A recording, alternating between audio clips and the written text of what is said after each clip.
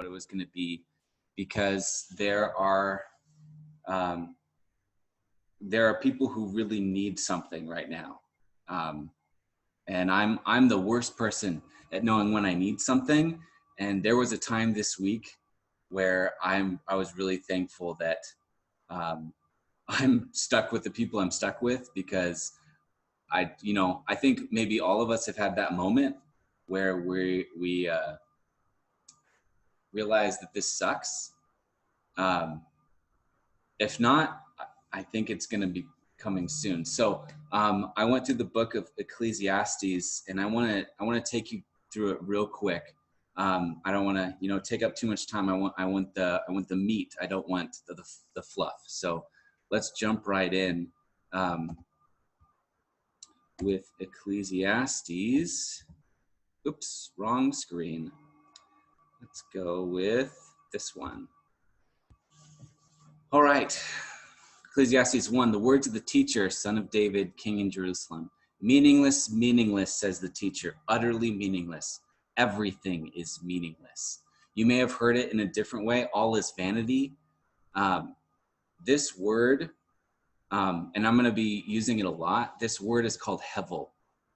It's a Hebrew word hevel. I don't speak Hebrew, but I studied the word. And it doesn't mean meaningless necessarily, and it doesn't mean vanity necessarily. What it means is that it's like a smoke. It's like trying to chase the wind.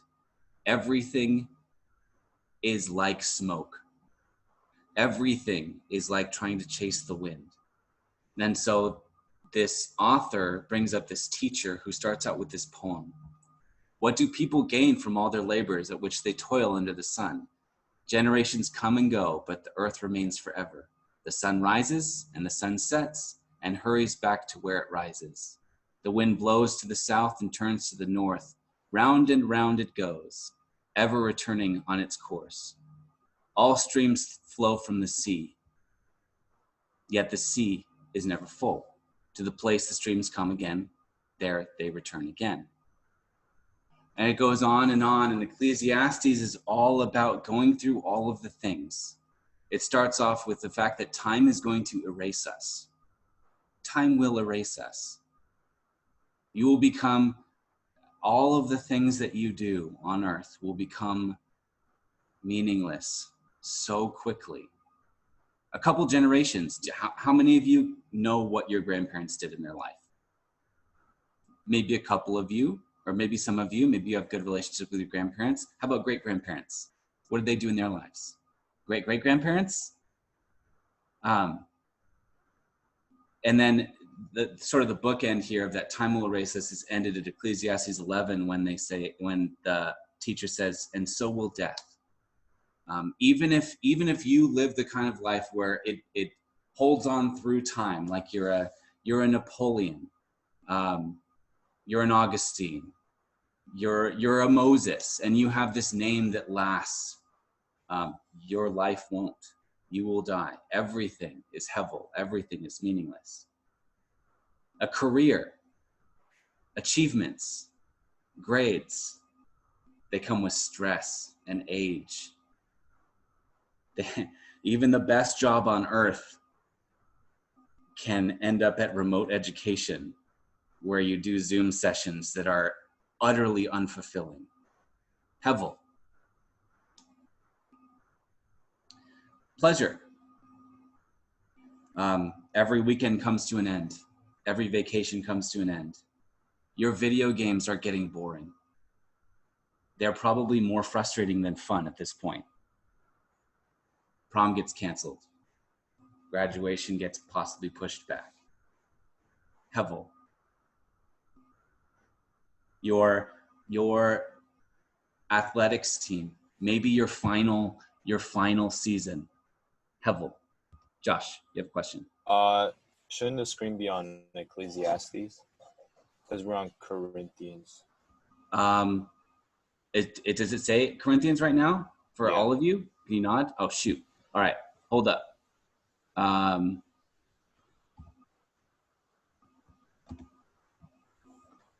Hold up.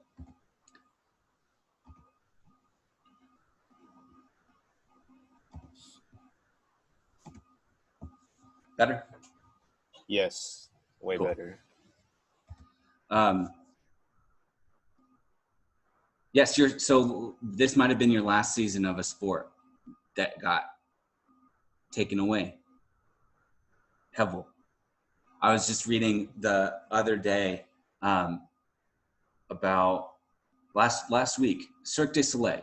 So these people who have been training in this specific talent for their whole lives, and very specific talent with a lot of training, a lifetime worth of training.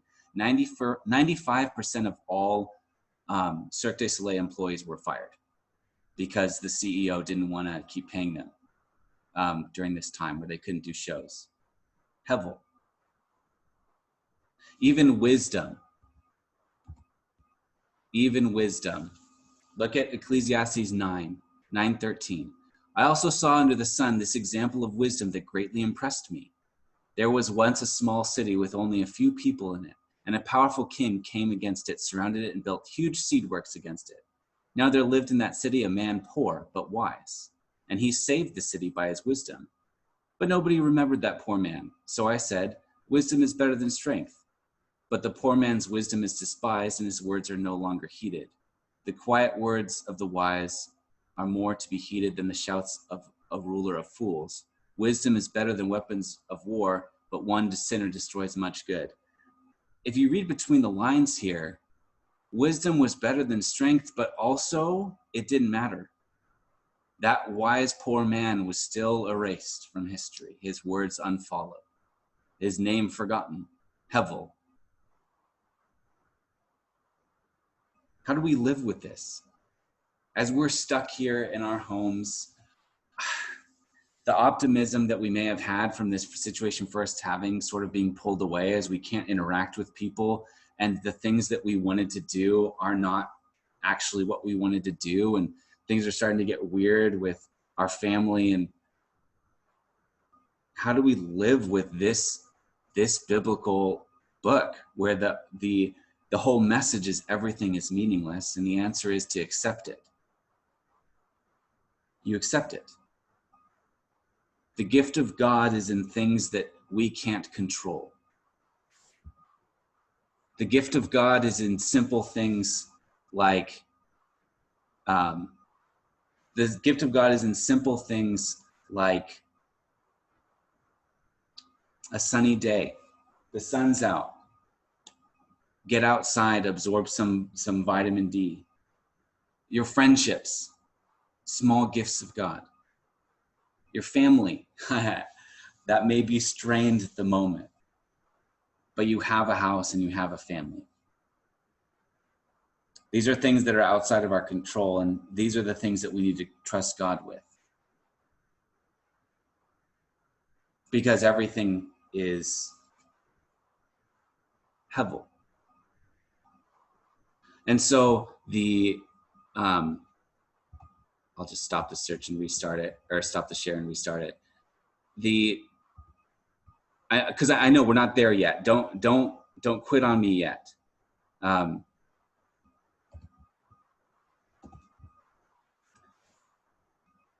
There's a conclusion here where he's bringing some meaning to this whole thing, and he says, not only was the teacher wise, but he also imparted knowledge to the people. He pondered and searched out and set in order many proverbs. The teacher searched to find just the right words, and what he wrote was upright and true. So everything that had happened in Ecclesiastes. The words of the wise are like goads. They are collected sayings like firmly embedded nails given by one shepherd. Be warned, my son, of anything in addition to them. Of making many books there is no end, and much study wearies the body. Now all has been heard. Here is the conclusion of the matter. Fear God and keep his commandments, for this is the duty of all mankind. For God will bring every deed into judgment, including every evil thing, whether it is good, every hidden thing, whether it is good or evil. And so this author, he says, so what do you do? What's the conclusion? If all you're living for is to trust God, what gives life meaning? And he says, hope of God's judgment. And if you could put yourself in the head of this reader, What a frustrating and difficult message that would be. What gives meaning to everything? Hope of God's judgment. And that's where they're left. That's it. But what is our conclusion? Our conclusion as followers of Jesus, God's judgment has already been laid on Jesus. Our hope in this world where things, even things that we think are sturdy, can just be taken away at any moment. This hevel life, this vapor and smoke and chasing the wind and not catching it. Our hope is on Jesus. That he has taken God's judgment, and that these times are reminders that this place is not the real place. This place is not our home. It never was. It never will be. This place is not our home. It is meaningless. It is vapor and wind. It is out of our control. So as you're going forward in these weeks to come, I would ask that you trust God to handle giving you simple gifts and appreciating them when they appear. And then to keep you lasting longer than that, remember that you are being given a holy reminder that this place is not your home. And the things that we think are going to satisfy us are hevel. Refocus on the love of Jesus and the vision of heaven that he brought to us.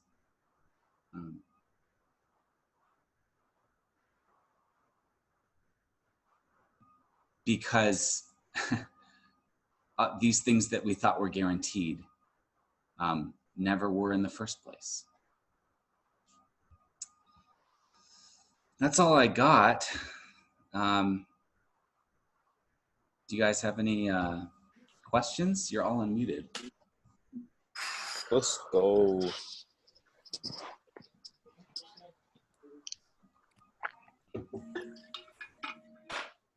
Yeah, this is how it goes in my Zoom classes too.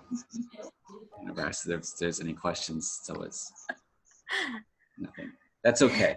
My expectations are hevel. One of the things, just before I end the session, one of the things that I was processing as I was writing this message is that seniors,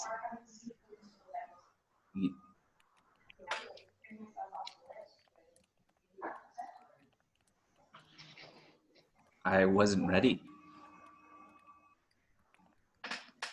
I mean, fingers crossed, but also more prayers of that we can come back to school before the summer. But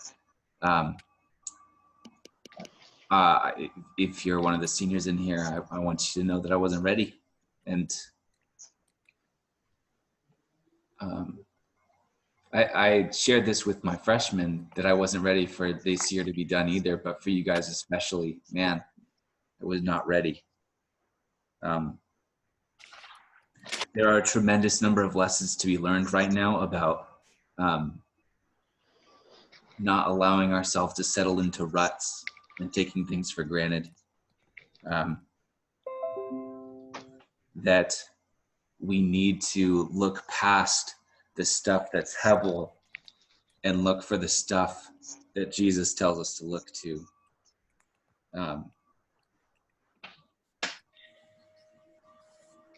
Yeah, because I wasn't ready, and I wish I had been. So I want you all to know, those of you who showed up, that I'm praying for each and every one of you. I go through about, I don't know, 20 to 30 names a day. Make sure I'm praying by name for every student at Western. So, yeah, you're loved, you're prayed for. See past the feelings of unfairness and find the meat of the lesson that God is trying to teach each and every one of you. Okay? Yo, when do you think we're coming back? That is Hevel. I have no idea. That's out of my power and out of the power of any person on earth. Stay home, obey the quarantine, don't spread anything, and the sooner the better. Yeah. Sound good? Yeah, Thank sounds you. pretty good. Thank Yep. you. You're welcome. Love you guys. I'm a message away. I'm gonna stop the recording. You can hang out, ask questions if you